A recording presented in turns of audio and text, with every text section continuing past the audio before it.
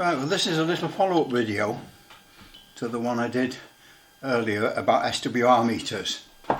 I've got these two SWR meters here, which are what I used for the test. And as I proved on the other video, this cheap and horrible one that was given me as faulty proved to be super accurate. The other one which I bought, the black one, was rubbish. And the circuitry in these is identical. In an SWR meter, the circuitry is identical in the forward direction and the reverse direction. So you can, with no problem at all, you can reverse the two leads on the back. And the only difference it makes when you reverse these two leads is that the switch action reverses. So forward becomes reflected, reflected becomes forward. That is the only difference. So you can safely reverse the leads, and that is a really good way of proving whether your meter is accurate, because if you connect it up and you're getting a reading of say 1.5 to 1, and then you reverse the two leads on the back of the meter and do the test again, allowing for the fact that the switch now operates the other way round, the reading should be identical. It should still be 1.5 to 1. And if it isn't, if it's different when you reverse the leads, then the meter is not accurate. And sadly with these kind of meters there's nothing you can do about it, because it's controlled by fixed resistors. The only way you could try and improve it and correct any problems is by fiddling around changing the values of the resistors with some highly accurate ones, and possibly get a more precise reading, but obviously very fiddly. So what I've done, splashed out my money, bought a new SWR meter. Now this one is a different style, and they're actually adjustable. If you look at the videos of Richard, UK CV servicing, he's recently adjusted one of these for a customer, because they have a little tiny adjustment inside them.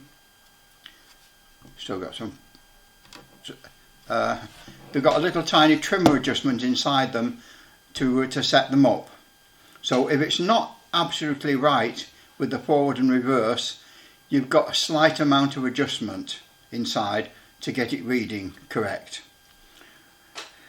But this one, we'll see if it's accurate. If it isn't, it doesn't matter, because I know I can adjust it internally. But let's see how accurate it is first.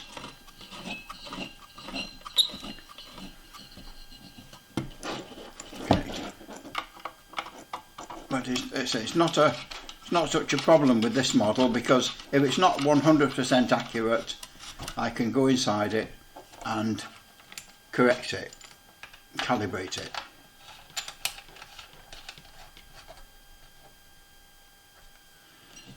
But everything in one direction should be the same when you reverse the lead. So we put it in forward, we transmit on channel 20, and we've set that on the calibration, dead on the calibration mark there. Right, now we go to reflected, and we've got a reading. Now we shouldn't really, because it's a dummy load, so we should not really be getting a reflected reading, and we're getting a reflected reading of 1.5, about 1.3. Reflected reading there, 1.3. So straight away there's something not right, because we shouldn't be getting a reading of 1.3 on a dummy load. So I'm already the alarm bells are ringing. So now we'll swap the cable round.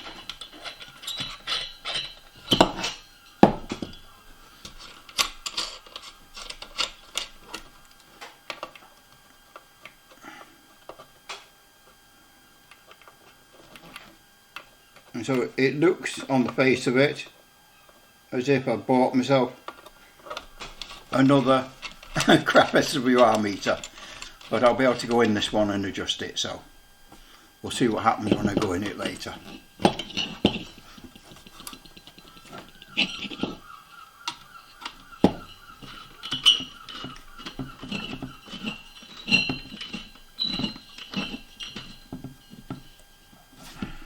Right, now we know that because we've reversed the leads, this switch is reversed. So the switch is in the reflected position, and when I key up now it should go to the calibrate.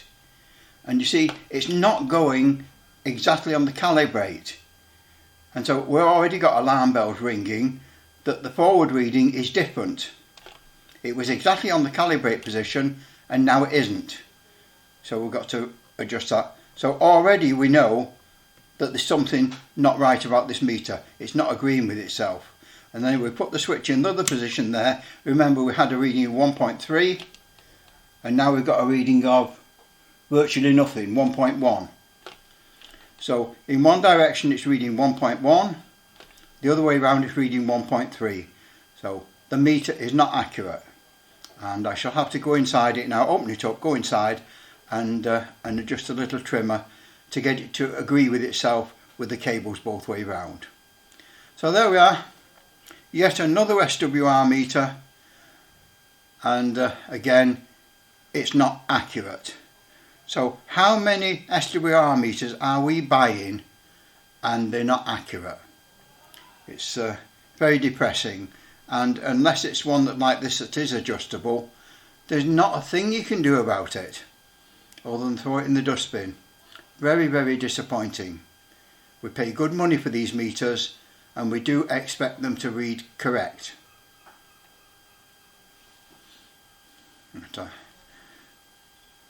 As we proved with this one, we'll just put this one on again that we did on the other video, and there's nothing you can do about the adjustment on this one. Nothing you can do. This one, the new purchase, is adjustable with a little tiny trimmer inside to calibrate it. But this one here, there's nothing you can do. We'll connect it to the transmitter.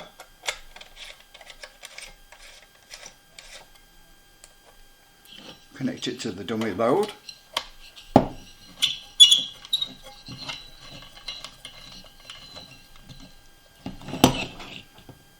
Forward, key up, adjust it there.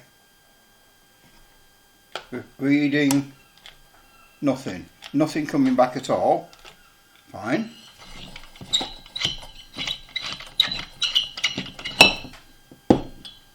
Which is what you'd expect.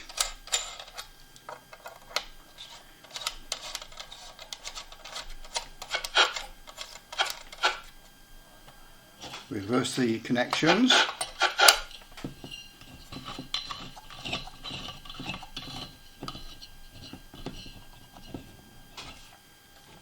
Key up. Already the set mark has moved, which is reading alarm bells. Put the set mark correct, move the switch over, and we've got a reading of almost 2. It's like 1.8. So that is absolutely, I mean this one, the new one has got some difference, but this is absolutely unbelievably bad. You've got a reading of 1.8 in one direction and nothing in the other. Thank you for watching. I shall now go and cry over a cup of tea. I just want a meter which I know is right.